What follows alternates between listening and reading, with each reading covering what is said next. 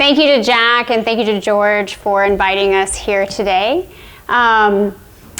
Just to give a little bit of context in terms of what Jack was talking about, the research that we're going to present and share with you today and talk about sort of the inroads and where the application of this research is headed, just to be transparent, this is your good, hard tax dollars at work. So I was successful in being able to garner a significant amount of money and convince the federal government that youth sport is important and keeping kids involved in sport is important. It has obviously a number of various, public health implications in terms of all of the biopsychosocial benefits that kids derive from sport, right? But for a lot of us in the coaching world, we're really interested in athlete development, right? And what role does fun really have in that?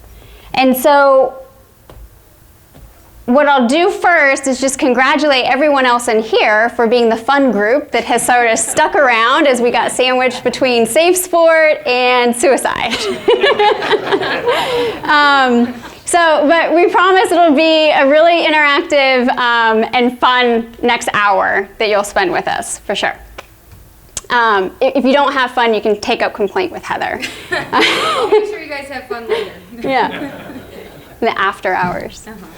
So, fun, right? It's this 3-letter word that has universal appeal in the sense that we all know when we're having fun, and we certainly know when we're not having fun, right? It's this emotive experience that is really something that is deeply experienced by humankind.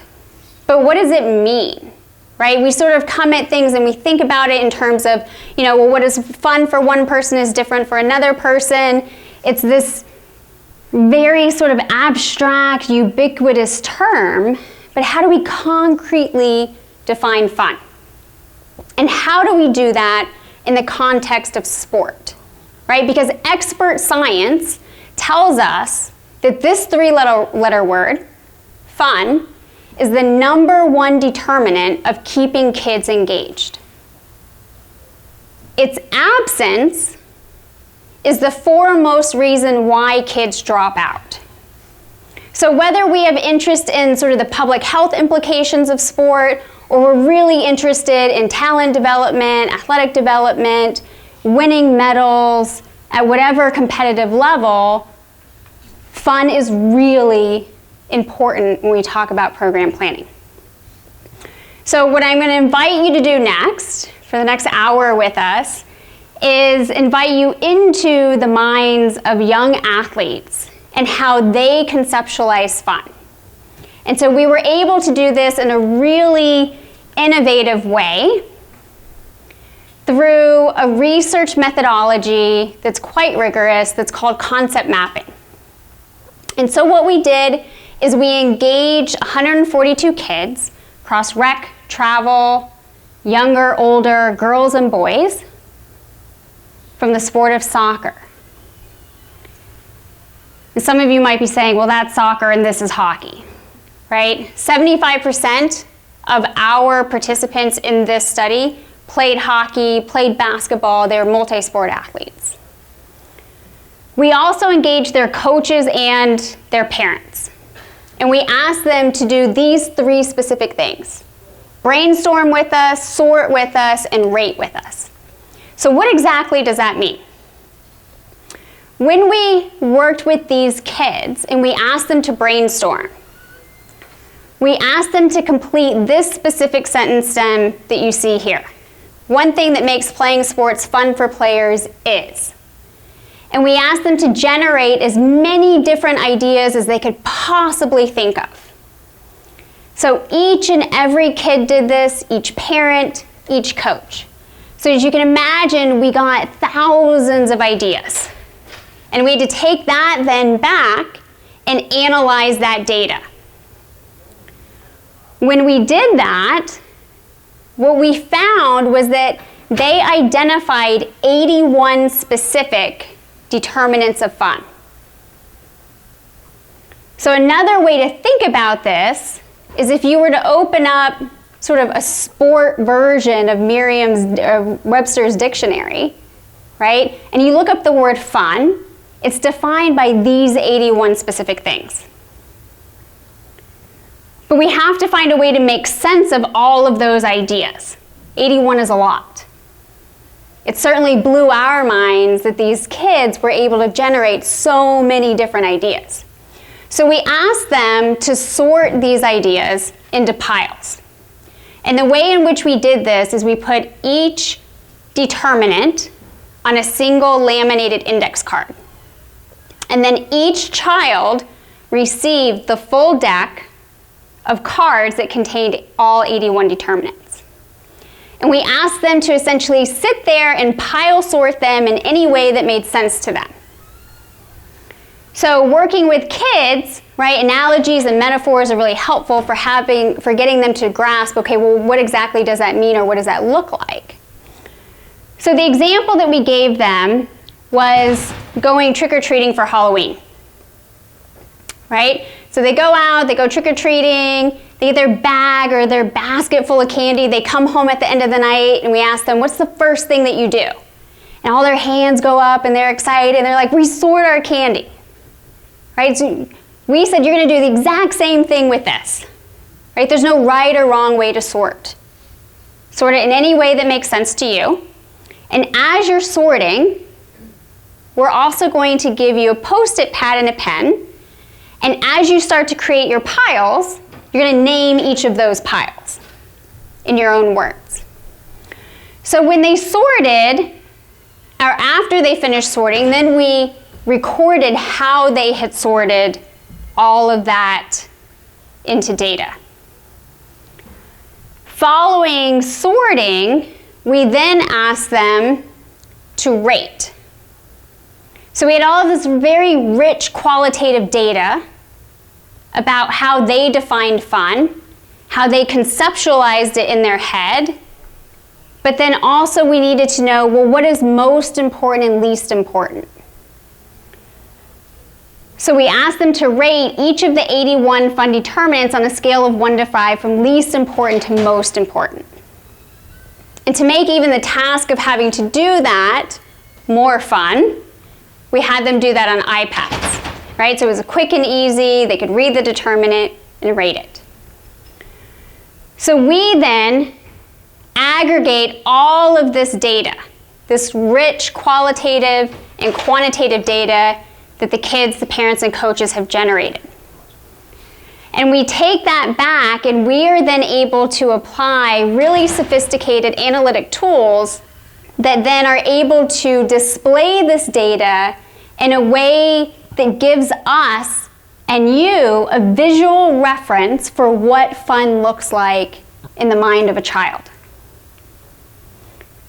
And we do that through what's called concept maps.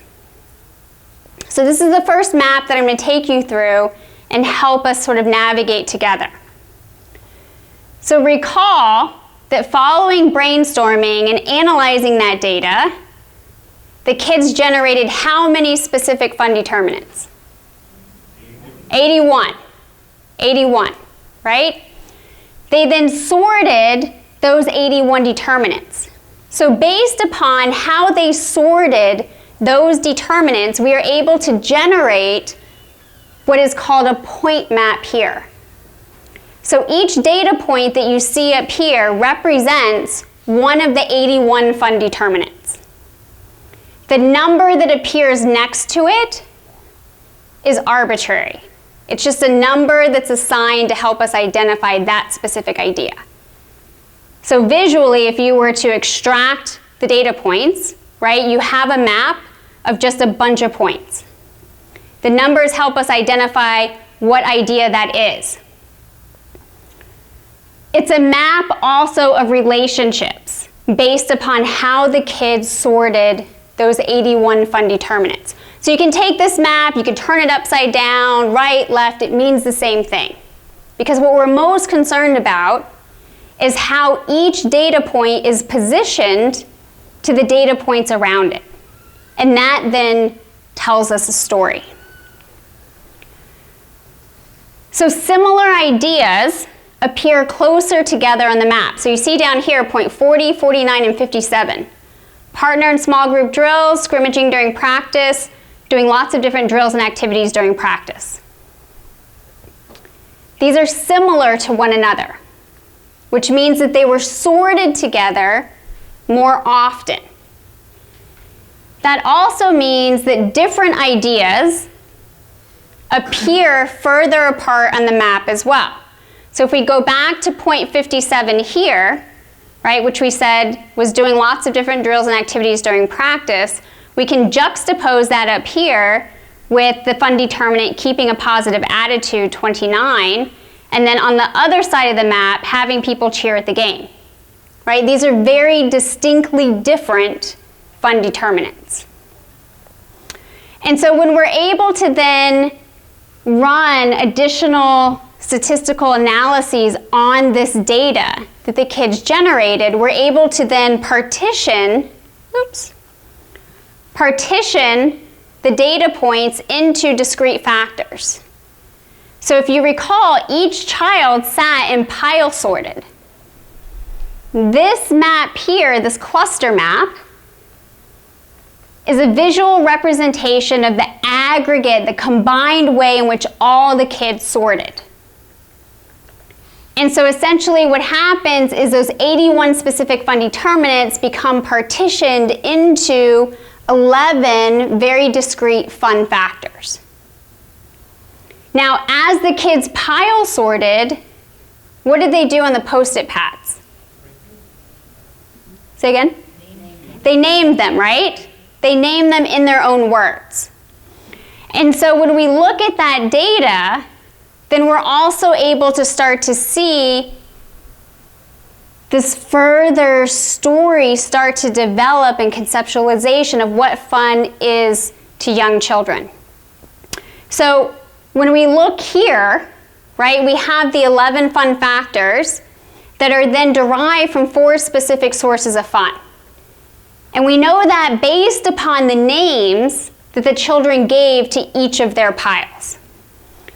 So you'll see here, games and practices, these 2 factors, kind of centrally located on the map. Factors that they identified as learning and improving, trying hard, and mental bonuses appear more on the east side of the map. Up here in the north, we have more of the social aspects of fun, team rituals, team friendships, and positive team dynamics, followed by what are the external sources of fun: positive coaching, game time support, and then mine and Heather's favorite, which is swag. Obviously. Right? So now suddenly we have a visual representation that is easy for our mind's eye to wrap around all of this very robust data that was generated. And just like a Google map, right, we have coordinates of latitude and longitude. We essentially have here a 360-degree conceptual representation of what fun is for a child. And if you recall, right, after brainstorming, sorting, then they did what? Rated, right? So then we're able to take that quantitative data and overlay it onto this map here. And when we do that, we get a visual representation of what is most important and what is least important, based upon the number of layers that you see here within each factor. So factors that were rated more important have a greater number of layers, and then those that are rated least important have fewer layers. So we can see very quickly then, just from a visual representation and a quick look, trying hard is most important, followed by positive team dynamics, followed by positive coaching, and then learning and improving is actually number 4. So just let that sort of sink and digest in when we're talking about fun. Right? That kids are telling us that the determinants of trying hard, positive team dynamics, positive coaching, and learning and improving. That is what fun is. We also want to have a better understanding of each of these factors, or rather a more nuanced understanding of what's contained within each of them. So just like on a Google map where you can zoom in and zoom out, right, to get a more detailed representation, you can do the exact same thing on these fun maps as well. So for example, here if we take positive coaching, we see the 12 different data points, the 12 different fun determinants that are contained within, and we can zoom in. And when we do so, we can see that kids define positive coaching, the fun determinants of positive coaching: treating players with respect, being encouraging, positive role model, giving clear, consistent communication, knowledge of the sport, allowing mistakes while staying positive, listening and taking players' opinions into consideration, so being heard, easy to talk to, nice, friendly, complimentary, is engaging and participates with players and can joke around. Right? This is how kids define positive coaching when it comes to fun. So what's going to be passed around here now is all of this data organized in a way that's right at your fingertips, that's very consumable. So you can see here, this is the front side of the handout that's being passed around now.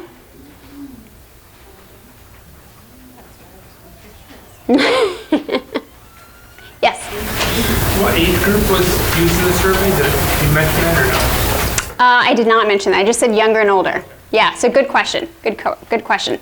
The children that were engaged in this particular study were ages 8 all the way up to 19. Yep. So if you go ahead and flip the handout over, and then Heather's going to walk you quickly through how to navigate this side of the sheet. All right, so we're going to get a little bit more interactive because I think the sleep study today talked about how you have a spike in melatonin right around this time frame. 3 o'clock. So we're going to start to make this a little bit more interactive and make sure you guys don't fall asleep on us. So if you look at this, what you'll see is this is the zoomed in version of all of the 11 fun factors. So you're able to look at and see each one of the determinants that fall within each one of the factors. And so if you notice, you'll see we have them numbered 1 through 11. So trying hard is the most important. And so kind of to back up, when we did the concept map, that was the aggregate data from players, parents, and coaches. But what we did here is we took out the parents and the coaches, and this is just the player rating data, okay? So we wanted to see what kids, despite the parents and coaches, what they thought was the most fun. And so you'll see trying hard is the most important, and get a lot of pushback on this. Swag is, in fact, the least important out of all of that. And then within each one of the factors, you'll see, trying hard. So the most important determinant within trying hard is trying your best. And playing hard is the least important, okay? Just within that factor. Do you have any questions so far? This is a lot of data to digest, so it's okay if you don't right now. To be honest, I really like the fact that staying in hotels for games and tournaments is the second least important topic. Yeah. That should be huge to our parents. Yeah. Yeah. I know they like to get together and have a fun time and drink. It's not really what the kids want. Yeah, and so Right. the thing to also remember is that you're right. It's lower, much lower on the totem pole. What you'll notice is that all of these things encompass fun, right? So all of these things have a role, they play a role, but there are some that are exponentially more important than others. And so just to keep that in mind, they're all a part of fun, but a lot of things, or several things, are much more important that we should focus on. Yeah, for sure. So just to give a little bit more perspective and some science around some of this too, is a lot of times parents are surprised that swag is so low, right? Because they're like, my kids, they hound me for this, like whether it's new skates or a new stick or the latest this or the latest that. And what essentially happens, and what we know from the field of psychology and research, is that the way our brain works is that the things that we tend to hear a lot, we then automatically associate a level of importance. And so if a child is asking for something or nagging a lot for something, then we automatically assume that it holds such high value or importance. Now, it's not to say it's not important, they don't actually want those things or it doesn't contribute to fun. It does. It does. But when you ask a child to take all of these 81 fun determinants and to discriminate for you what is most important and what is least important, then we know sort of where those things rank. So again, back to what Heather just said, it's not that it doesn't contribute to fun, it's just that if we think about it metaphorically like a pie chart, that slice is just a sliver. It's not as big as we tend to think that it is, right? So the question then, for me all the time, as a sports scientist, and particularly when you're trying to get, federal funding or any type of funding for your research, the question is like, so what? Like, why does it matter? Right? Why is studying fun so important? Right? It is the number one reason why kids play. It is what keeps them in the game. When they are not having fun, that is the primary number one cited reason why they drop out. So again, we go back to whatever our plight is or whatever our objective is, whether it's long-term participation, whether it's talent development, whether it's rankings and winning and medals, we have to do a better job at providing more positive, fun sport experiences that kids want to continue to be engaged in. So what is most significant, I think, about the science that we're doing here is that we're able to start to uncover in a more concrete way what fun is, right? Because again, it's this thing that we all experience. We know when we're having fun, we know when we're not having fun. You can sit here and reflect whether or not the MAHA summer meeting was fun, is fun, right? But it's something else to be able to deconstruct what those determinants are. And so that's what we were able to do through the concept mapping. And now as coaches, administrators, as sport organizations, why people get really jazzed about this is we have really great science that we've now been able to distill in a visual way that any of us here in the room can take a look at the fun map and now have a really deep understanding of what fun is. That also does not require you to read a scientific journal. You're welcome. And if you look at the determinants, as you look at that sheet, if you actually look and read the determinants, you'll see that these are specific actions and behaviors, right? So this takes away that like elusive, what is fun? Am I having it? Am I not having it? This is a roadmap and a foundation that you can then build a positive sport experience for kids. Right, these are the determinants that help you, right, the data at your fingertips to harness and promote and create these types of experiences to the extent possible within our control. So the other significance about the research that we're doing is that we're able to determine what the facts are and dispel the myths when it comes to fun. And there are, in fact, a lot of myths and misperceptions about what fun is, right? So one of the leading ones is that fun is only smiling and goofing off, right? Sometimes we'd ask coaches, well, how do you know when your kids are having fun? And they'd say, oh, well, they're laughing and they're smiling. And then you think about it, and I reflected too, right? Well, as an athlete, when was I having the most fun? It wasn't doing those things. It was really focused task development, learning, improving, right? Is having that sort of laughter and goof off time and camaraderie, is that part of the game? Is it part of the experience? Yes. Mm-hmm. Yep. But according to kids, if you look at the map and you look at the science, that is not the only way in which fun is defined. And in fact, it is focused athletic development. Fun for kids in sport is focused athletic development. Another myth is that winning is most important and that kids are only having fun when they're winning. If that were true, right, in team sports, because you have one team that opposes the other team, you can only have one winner.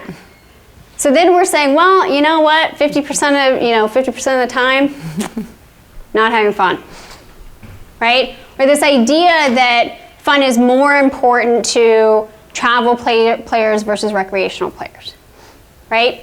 So one of the questions that we get asked a lot is, where does winning rank among the 81 determinants?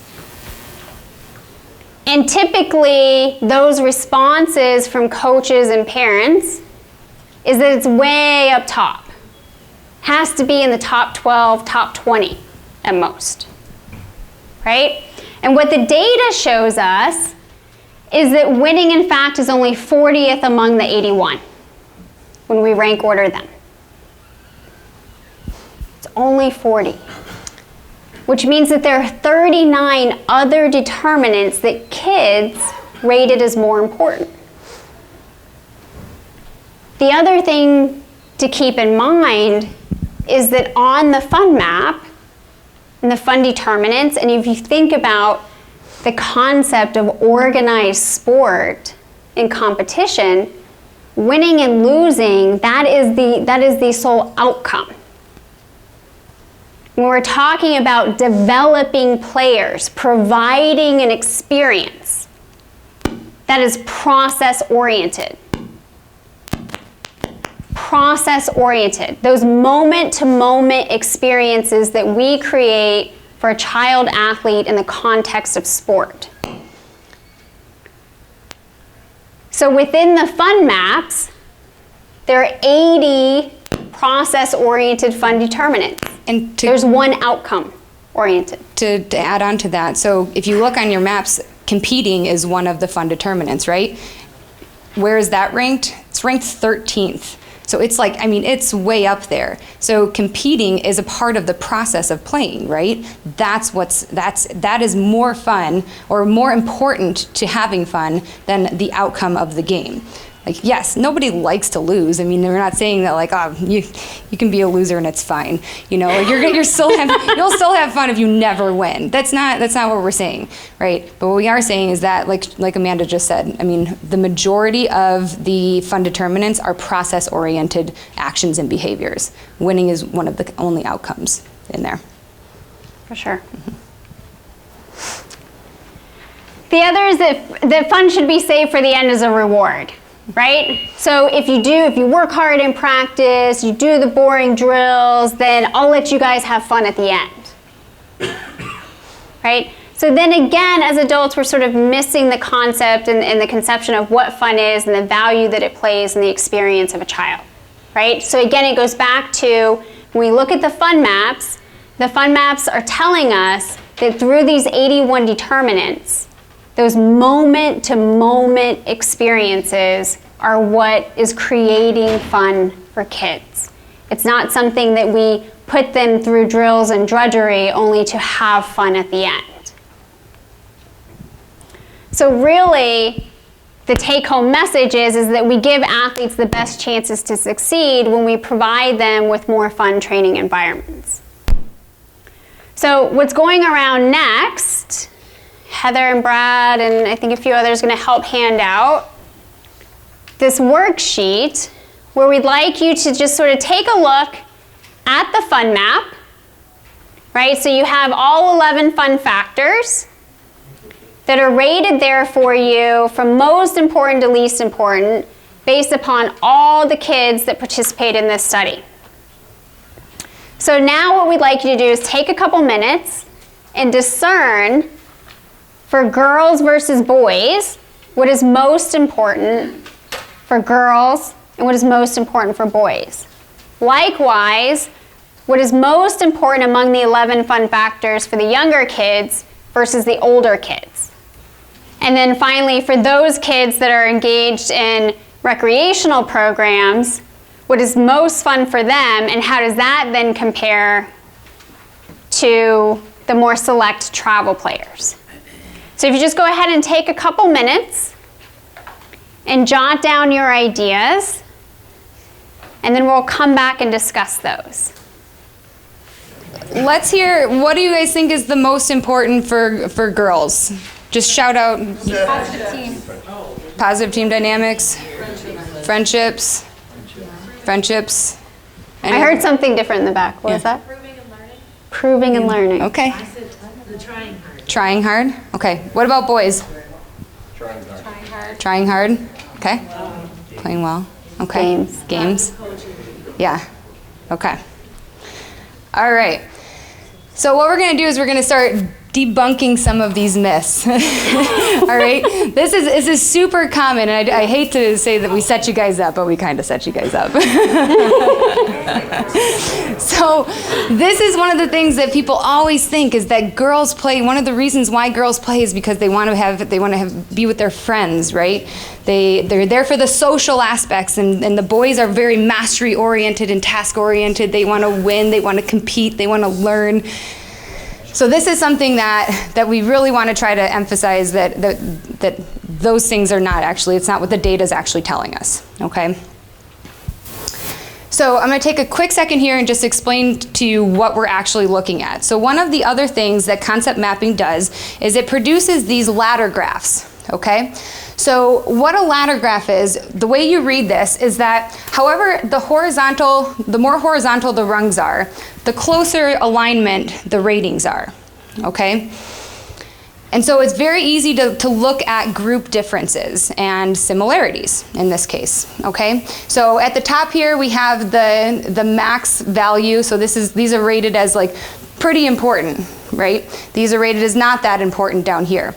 And everything in between, so it's kind of a rank order for each group. And so what we saw, and down here, this little number here is called a correlation coefficient. Not to get too sciencey on you, I want you to at least understand what it actually is though. So correlation coefficients, they go from +1 to -1. +1, what that tells us is that if girls said that this is the most important to fun, boys said this is the most important to fun. If they said it was the least important, the other group said it was the least important. They are exactly the same if we had a +1 correlation. If it's -1, then it's saying that girls are saying this is the least important, guys are saying this is the most important. It's the exact opposite, okay? So this tells us how similarly they rated these factors and determinants, okay? So we're at 0.95. Yeah, right? Yeah. It's pretty darn close. Yeah, so just for perspective, in the grand scheme of science, it's hard to get numbers this high. When we talk about the correlation coefficient, oftentimes if you get a correlation coefficient that's like 0.5, 0.6, that's considered quite high. So here, what the data is telling us is that when it comes to sex or this sort of gender perceptions of differences, that they don't exist. And so the other thing that we started to see was that, there are 3 tiers that starts to show up, okay? We have our primary tier of importance, so trying hard, positive team dynamics, positive coaching. Secondary, we have all of these factors, so learning and improving, games, practices, team friendships, game time support, mental bonuses, and then swag and team rituals are on the bottom. Again, we get a lot of pushback from that. Swag's always on the bottom, I'm sorry to say it. So this is something that's very important. So we want to sort of demonstrate and show that the data is actually telling us that these kids are saying that they are more alike than they are different, all right? And that trying hard, positive team dynamics, positive coaching, that is what's driving the fun experience for both girls and boys. Do you have anything else you want to add to that? No? Okay.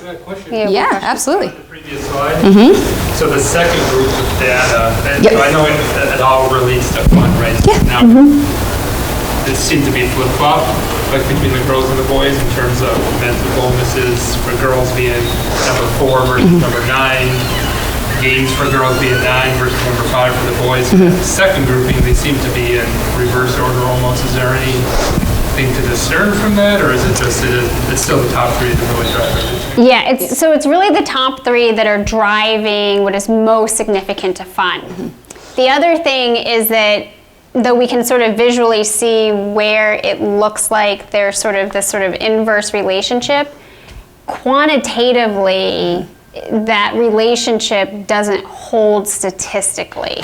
So based upon the rank order, they're relatively the same, is essentially what the numbers are telling us. Yeah, great question. And there was one statistical difference, so statistically different, was learning and improving, okay? And so that's something, I mean, it should be noted that there is a difference, so they're not all exactly the same, but it's important to note that, again, this is in that second tier of importance. If you focus as coaches on on facilitating the top 3 factors, you're going to improve the experience for girls and boys alike, whether you're coaching either one or both.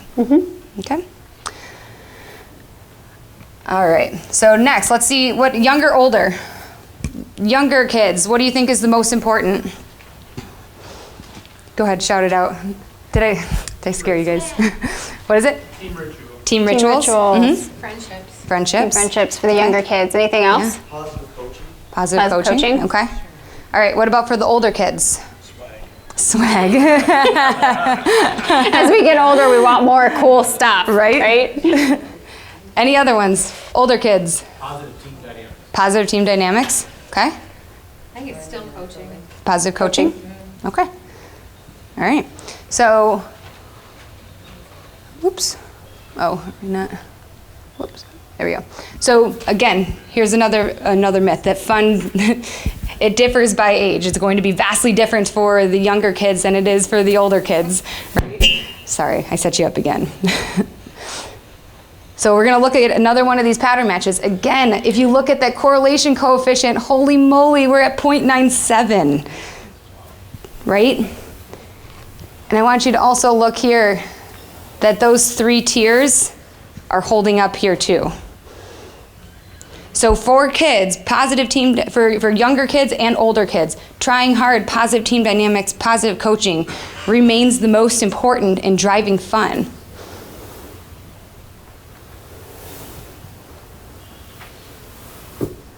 Crazy, right? So yes, so fun is also consistent across age.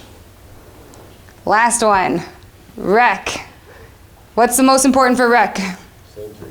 What is it? Same thing. All right. I can't get you a third time. Okay. Yes. Yes. So that held up as well. And again, we look at the correlation coefficient, 0.95. I grew up playing AAA hockey, okay?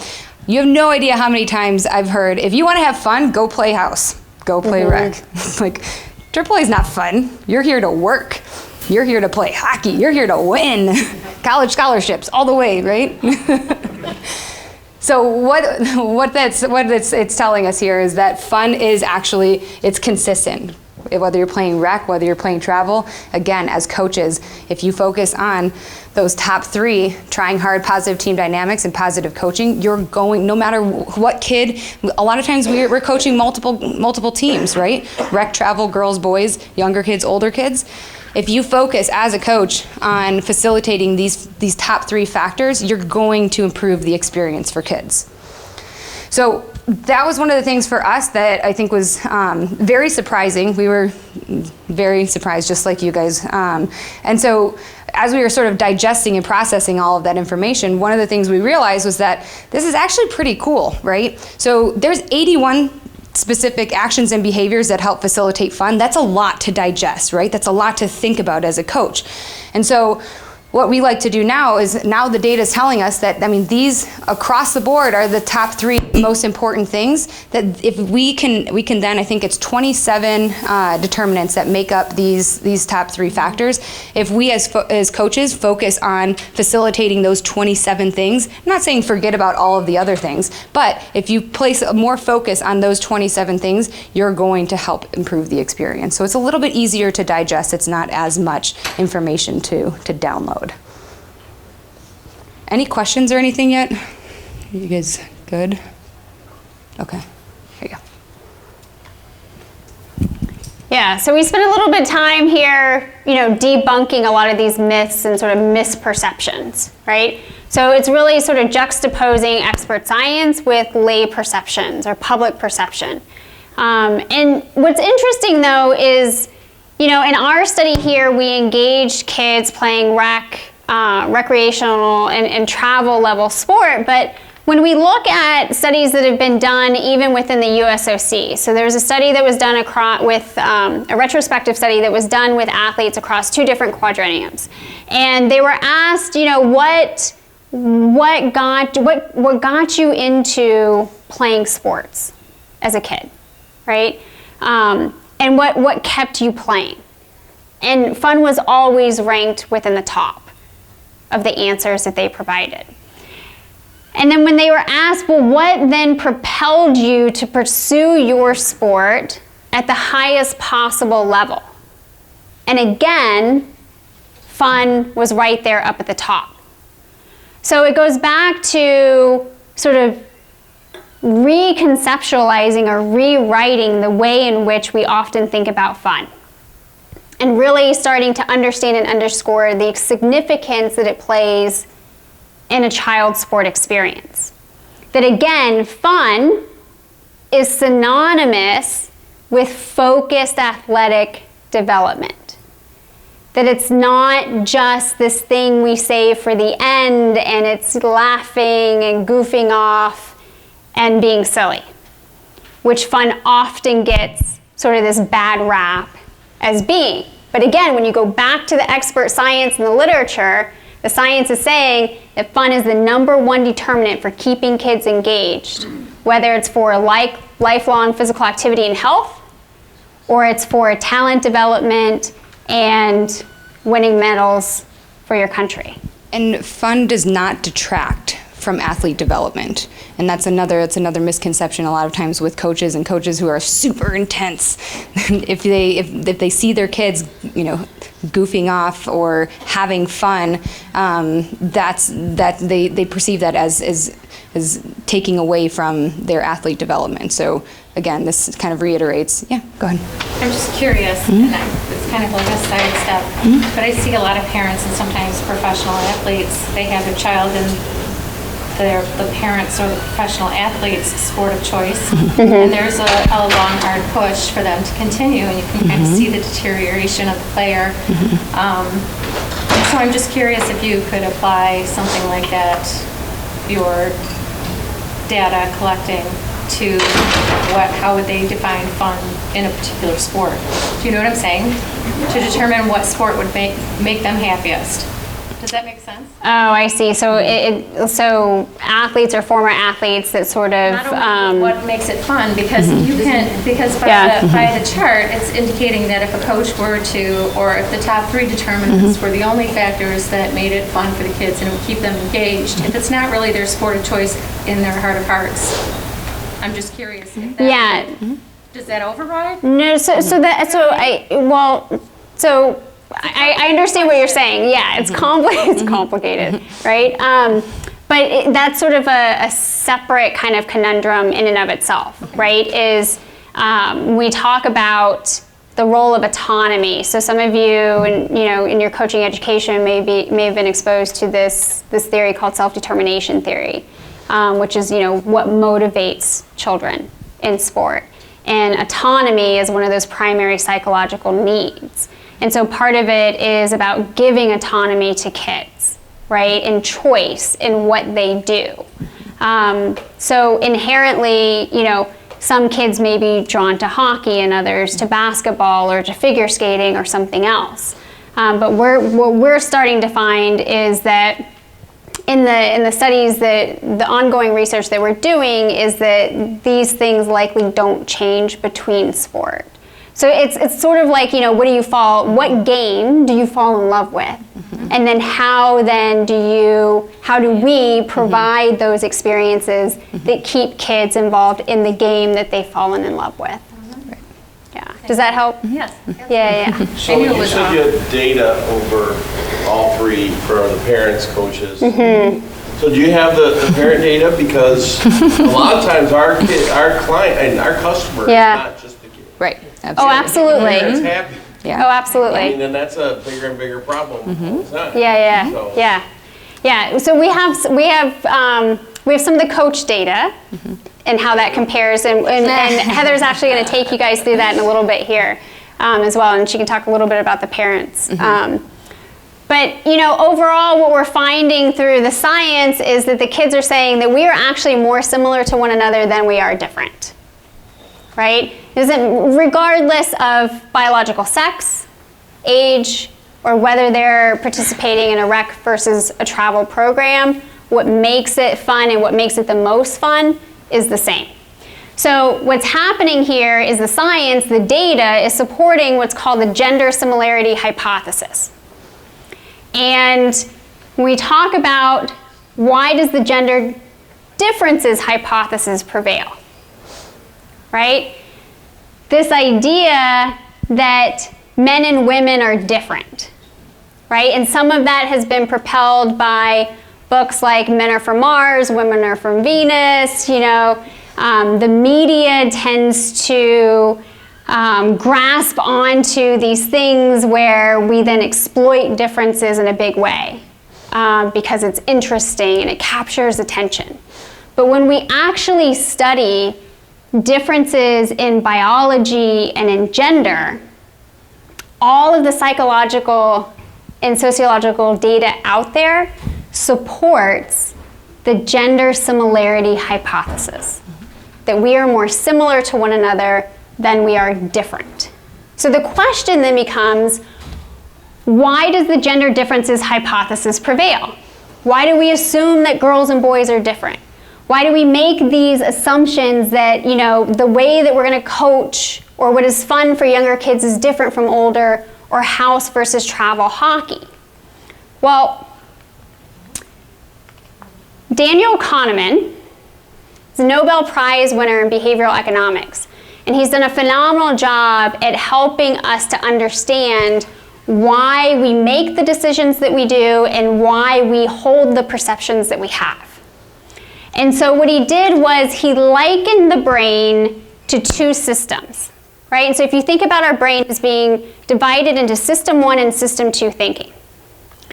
System 2 thinking is when we're in deep thought, right? We really process information. It's where our perception and then our behaviors that come from that are logical and rational and sound and based upon science. The other system is system 1. System 1 is intuitive, it's instinctual, it's fast, it's where we make these associative relationships between things, right? That what is fun for girls is friends and what is fun for boys is learning and improving or competing, right? So what's happening here is that we tend as a society to think about almost everything in binaries. In sport, right? So either something is right or it's wrong, when generally life is actually mostly quite gray, right? Rarely are things all the way on the extreme. And that most certainly holds true when we talk about human behavior. So when we think about things in binary, why do we do that? Because it's fast and it's associative, right? And that's our system one thinking.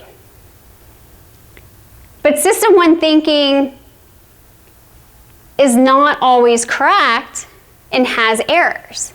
And why is that? Why in the face of science, there's so much scientific literature out there that says that men and women are more similar than different. Both in psychology, sociology, neurology, neuroscience, it all supports this similarity perspective. Well, what happens when we think about system one and system two thinking, just the mere sight, right? Visual illusions, when we look at girls and boys because they look different from one another, then we tend to associate differences, and that then creates these cognitive errors in the face of what science and data actually tells us. So then it takes more effort for us to remind ourselves of what the science says and to approach things a little bit differently.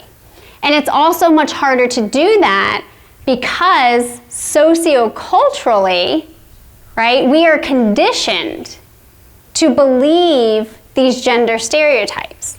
And therefore, both on a conscious and oftentimes unconscious level, that's the way that we then tend to perpetuate the idea that these differences exist when in fact they do not. Does that make sense? Mm-hmm. So Heather here is going to take you into some of the differences between the kids versus the coaches. This is one of my favorite slides. I'm just going to preface that. So what we did, again, so when we collected this data, we wanted to make sure that we had equal representation of girls and boys that played rec, travel, they were younger and older, also engaged the coaches and parents as well. So one of the things that we looked at when we first saw it, we looked at players and parents, and they were actually, I'm sorry to say this, they were actually pretty well aligned with one another. And then we looked at players and coaches, and we realized that they weren't as well aligned with one another. And so what we did is we took a deeper dive, and so we separated it. We did younger players and coaches of younger players, and then older players and coaches of older players. So age group breakdown is U9 to U13 for the younger kids, and then U14 to U19 for the older players, okay? And so if we go back to our handy-dandy correlation coefficient, we see that it's pretty high. Coaches of younger players are actually pretty well aligned with what they think that their kids want and perceive as the most fun in sport. But then we look at older players and coaches of older players, and that correlation coefficient is down to 0.71. Right? So that's a big difference, all right? And so when we think about this, we know through the literature that kids are dropping out of sports at the age around like adolescence, so 13, 14 years old, right? That's the biggest drop off or biggest attrition rate is right around that age group. If we look here, this is that 13, 14-year-old age group, all right? So when coaches are aligned with their players and they understand what makes playing sports fun for them, they're going to have more of a fun experience, right? We want to make sure, and this is super important for the older coaches, if you look here, we'll see older coaches think team friendships are way more important than trying hard. So team friendships, they ranked it as 2, trying hard as 6, when players are actually telling us that trying hard is the most important thing. But as adults, we don't associate trying hard with fun, again, because we're conditioned to think of trying hard or having fun as goofing off, and it's detracting from athlete development. So this is one of those misconceptions that we really got to try to, as adults, to kind of combat that system 1 thinking of, associating fun with goofing off. We have to start to train ourselves that fun is really about trying hard, about giving these kids the opportunity to try hard, making sure that you have positive team dynamics, so you have good chemistry, and then also making sure that you're not being a jerk of a coach, right? Simple, right? So simple. So simple. So that's one of the biggest things. And one thing that I like to highlight here, so positive team dynamics, if you look at your sheet and you look at the determinants under positive team dynamics, you'll see that those are all within the sport, right? So supporting my teammates, being supported by my teammates. It's all about the interaction that the kids have, like, while they're playing. And team friendships, if you look at it, is more off the field, off the ice, right? So it's outside of the sport. And so as coaches, one of the things that we have to remember is that if you don't have positive team dynamics, if you don't have that good team chemistry on the ice, you're not going to want to hang out with these kids off the ice, right? We've all had those locker rooms that are just toxic. Oh, they're bad. They're real bad. I've been a part of those situations, and I can guarantee you that I won't be caught dead with any of those girls off the ice, right? I don't want to be a part of those friendships. There's no team friendships if we don't have those positive team dynamics. And so that's something that we, as adults, need to remember as kids are getting older. Yes, having friendships and those social bonds they do become more important as kids reach the adolescent age group. But within the context of sport, if we're not focusing on making sure that they're having those positive team dynamics on the ice, then the likelihood is that they're not going to be friends off the ice. So that's just something that we need to remember, that team friendships, they're important, but they're not number 2 when it comes to older kids. And what were the age groups again? Yep. So younger players were U9 to U13. And then the older players were U14 to U19. Thank you. Yeah. Mm-hmm. Any other questions? Good. Oh, yeah. Okay. Oops. So just remember, coaches, that again, what makes us the fun experience is more similar than it is different. So I actually, a couple of days ago, I came across, I guess it might have been a couple of months ago, I came across a little op-ed that Emily West wrote, right? And it showed up on my Twitter feed, and I was like, oh my God, she's talking about fun. Sent it over to Amanda. And so I want to just take a second here and read one of the things that she wrote here that I really, Emily's an awesome girl, and so I thought that she nailed it here. So when I'm visiting rinks and meeting with parents and coaches, I often have to find alternative words to use instead of the word fun. Why? Because there's a misconception that when young hockey players are having fun, they aren't taking it seriously. Too many people think fun means goofing around and slacking, not paying attention and not competing. Another deep-rooted misconception is that fun needs to stop at a certain age, as our younger players mature through their development. This is absolutely wrong. We didn't even pay her to write that. She did that on her own. She did that on her own, right? And she played in college. Yeah. And she was a good hockey player. Yeah. All right. So just to kind of drive home that point. You want to talk about? Yeah, so I'll talk a little bit about some of the work that we're continuing to do that Jack had alluded to before. And so the work that we've done here with the fun maps, and then we also have data related to the not fun maps, which will be forthcoming as well. But the fun maps really took hold over in Sweden. So our international friends, the Swedes, and specifically the Swedish Ice Hockey Federation.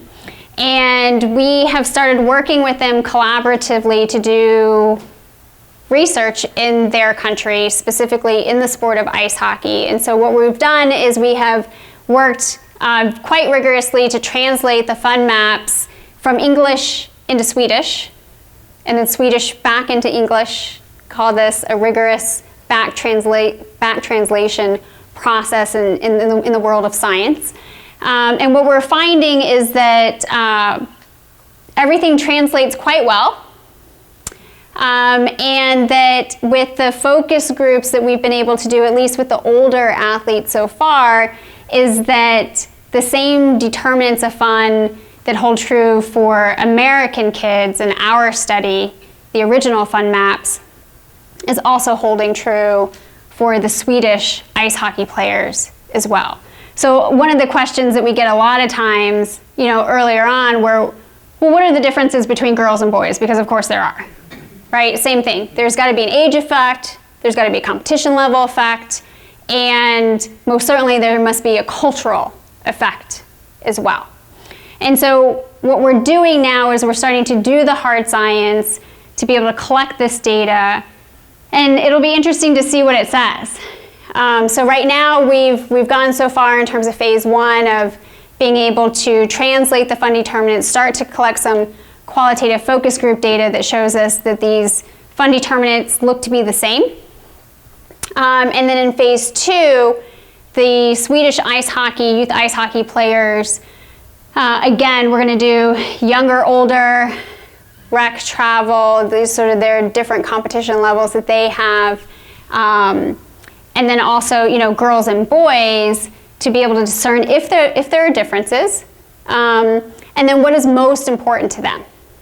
Now, Heather and I can attest that in the many hours that we've spent with our friends in the Swedish Ice Hockey Federation, that their prediction as league and sport administrators is that they predict that it's going to look the exact same as the American Fun Map model.